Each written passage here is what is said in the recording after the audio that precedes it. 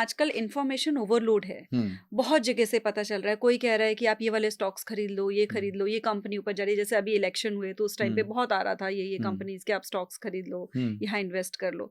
तो जो एक आम आदमी है जिसने इन्वेस्टमेंट शुरू करी है, जिसको कुछ पता नहीं है बट वो आया है स्टॉक मार्केट की तरफ, तो उसको कौन से ऐसे रिलायबल सोर्सेज होते हैं जिन पे ट्रस्ट करना चाहिए, कहाँ से गाइडेंस लेनी चाहिए, कहाँ से देख पढ़ के कौन सी ऐसी जगह होती है जहाँ से वो शुरुआत करे और उनके ऊपर ट्रस्ट करे? मैं आपको बोलूं कि आप हार्ट सर्जरी करो तो आप कर पाओगे? जी नहीं कर पाओगे। ठीक है, मैं समझो फाइनेंस का व्यक्ति हूँ, मुझे कोई बोले तुम जहाज उड़ा लो पाऊंगा? नहीं उड़ा पाऊंगा। I have to take sufficient training for it. आपकी उम्र एक होनी चाहिए, number of experience, hours of experience होना चाहिए। अब हो क्या गया है कि लोगों को लगता है कि हम मार्केट में घुसेंगे और एक आधा कोई रिपोर्ट पढ़ लेंगे या एक आधा किसी दोस्त की टिप ले लेंगे, या ये जो बड़ी बड़ी वेबसाइट्स हैं, बड़े नाम हैं, उनके हम वो मंथली सब्सक्रिप्शन, एनुअल सब्सक्रिप्शन लेंगे, वो हमें बताएंगे, हम वो स्टॉक लेंगे और हम पैसा बना लेंगे। ये नहीं होने वाला। Again 1 in a million chance है कि ये होगा। क्यों नहीं होगा? उसके बहुत सारे रीजंस है। बिकॉज लोगों को ये रियलाइज करना है कि इन्वेस्टमेंट उनका काम नहीं है। इन्वेस्टमेंट करने के लिए आपको 3 चीजें चाहिए। आपको नॉलेज चाहिए, इंफॉर्मेशन चाहिए, टाइम चाहिए। क्या आपके पास तीनों है? Do you know how to analyse a balance sheet? Do you know how to read a profit and loss report?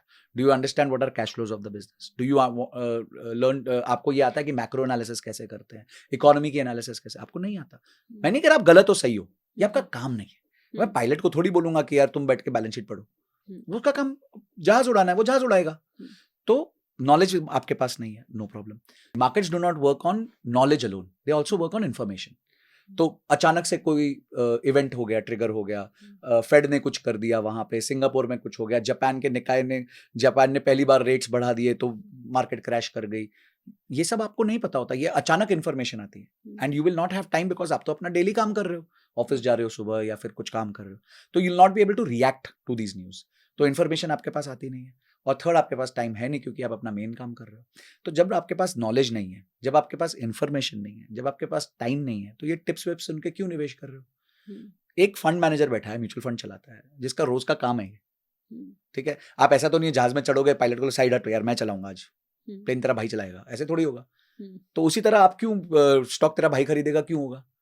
आप जाओ आराम से, म्यूचुअल फंड मैनेजर को पैसा दो, उसका रोज का काम है, उसके पढ़ लो क्या क्या उसने किया है, क्या रिस्क्स हैं, पहले कैसे परफॉर्मेंस दी है, सारे इवैल्यूएशन कर लो, बोलो यार ये म्यूचुअल फंड ठीक लग रहा है, इसमें डाल दो पैसा।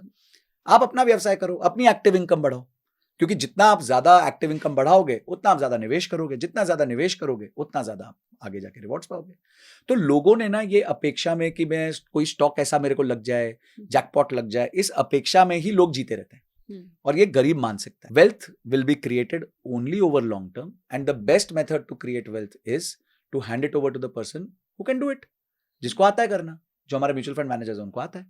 तो एज सिंपल एज दैट। मतलब हर चीज हम खुद नहीं कर सकते। कैसे करेंगे? आपका नॉर्मल व्यवसाय है, आप सुबह 9 बजे से लेकर शाम के 7 बजे तक वहां बिजी रहते हैं, आपको टाइम ही नहीं है मार्केट्स चेक करने का। कोई बड़ी न्यूज आ गई, आपका पोर्टफोलियो 30% गिर गया, आपको पता ही नहीं रिएक्ट कैसे करना है, आप इमोशनली रिएक्ट कर बैठोगे। हाँ, वो सुना था हमने, क्लास में सुनते थे। एक थी मेरी क्लासमेट, वो डेली आती थी, कभी 2-3 दिन में आकर कहती थी आज मेरे पापा का मूड ठीक नहीं है, आज उनका बीपी हाई हो गया, क्या हो गया, लॉस हो गया मार्केट में। तो उस टाइम से ऐसा लगता था कि शायद मार्केट कुछ है बहुत डेंजरस सी चीज जिससे बीपी हाई होता है और हार्ट की दिक्कत हो जाती है।